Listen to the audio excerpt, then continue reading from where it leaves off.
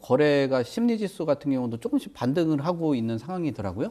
그럼 어느 지역이나 또는 가격의 그 반등 뭐 이런 것들이 기대할 만한 수준이 어느 정도라고 봐야 될까요?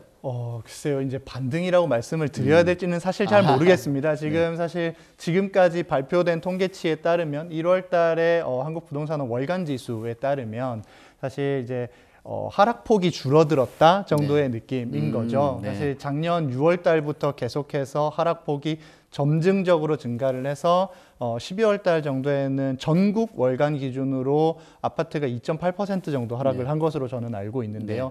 이게 이제 1월 달에 들어오면서 2%대 초반으로 약간 하락폭이 감소했다 정도의 얘기를 할 수가 있을 것 같고, 이것을 반등이라고 얘기할 수 있는가라고 하는 부분에 대해서는 조금 더 시장의 추이를 바라봐야 될 것으로 생각이 됩니다. 그 중에서도 만약에 이제 지역을 꼽는다라고 하면 서울 지역 중에서도 아마 뭐 정부에서 아직까지 규제를 풀지 않은 지역들이 있지 않습니까? 그런 지역들이 관심이 가장 많으시긴 하겠지만 여전히 이제 규제들이 있다 보니까 시장의 관심과 어느 정도 또 거래와의 상관관계는 또 조금 역의 상관관계가 나타날 것만 같고, 그 인접 지역들을 중심으로 해서 아마 가격이 조금 요동칠 수 있는 그런 가능성이 있다라고 생각이 되고, 특히 이제 작년 하반기부터 주택 가격이 많이 떨어진 서울 지역 중에서도 좀 상대적으로 많이 떨어진 지역들이 있지 않습니까? 노도강. 그런 지역들 같은 경우에는 아무래도 여전히 실수요는 있을 거라고 저는 생각이 되거든요. 구매를 하고 싶지만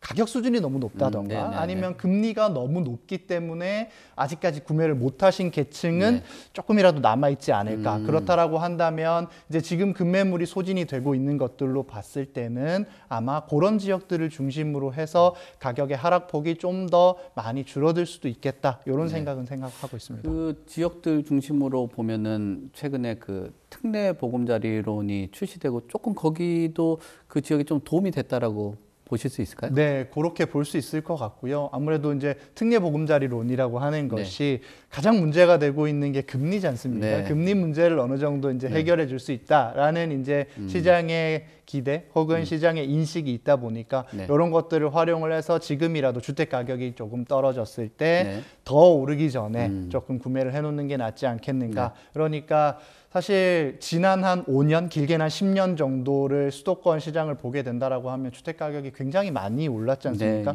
이런 것들을 이제 지금 주택을 구매하시는 주로 한 30대 혹은 40대 분들이 경제 생활을 하기 초반부부터 이제 주택 가격이 계속 오르는 거를 봐왔기 때문에 이런 부분들이 아무래도 내가 주택을 구매를 하지 않으면 내가 나중에 살 곳이 없어질까? 뭐 이런 이제 우려들이 이제 뿌리 깊이 박혀 있다 보니 주택 가격이 떨어졌을 때, 그리고 가장 큰 걸림돌이었던 금리가 조금 떨어진다라고 하면 그런 문제점들이 해결됐으니까 이제는 주택 구매를 한번 해보자라고 하는 그런 그 움직임이 나타났던 것으로 그렇게 판단이 됩니다. 네.